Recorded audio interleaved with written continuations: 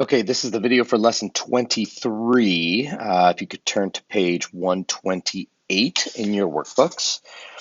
We're going to look at, so we know now how to solve a system of equations.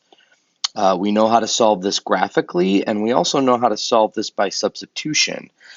What I want you to notice is that in this particular system, we don't have any variable isolated right out of the gate. We have x and y on the same side in both cases. In that case, we might want to use a method that you guys have learned in the past, and it's called the elimination method. Now remember, what we are trying to do here is we are trying to find the values of x and y that make both of these equations true at the same time. Okay, that's our goal here. So I want to change this a little bit. I don't want to do new system here. I want to change all of these. I want to call this, I do like the 3 steps, but I want to call this solve for first variable. And this is going to be solve for second variable. And you don't have to put these headings every time you do your work. And then this is going to be check.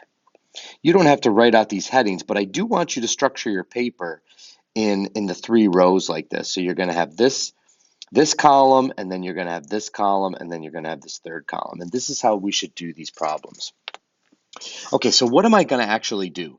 What I'm going to actually do is I am going to come up with an equivalent system in which for one of my variables, I have the same coefficient except one is plus and one is minus. So what the heck do I mean by that? Okay, so first of all, if I take any equation and I multiply through by a number, as long as I multiply every term in the entire equation, then I haven't violated any properties of equality.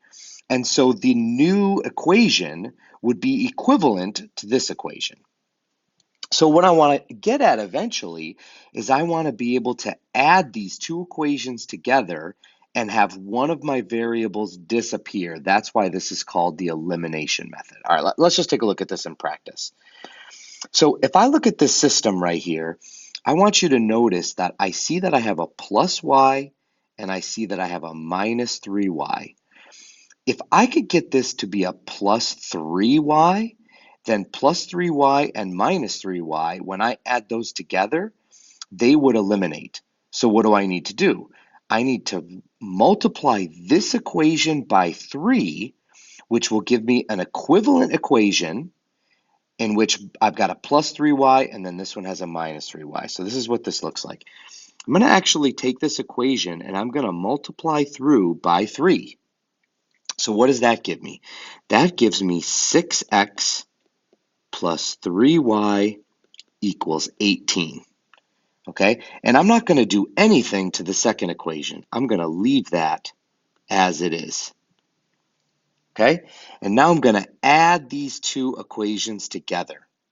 So 6x plus x is 7x, plus 3y and minus 3y, there's my elimination, and 18 plus negative 11, that's 7. Solve for x. Divide both sides by 7. X equals 1.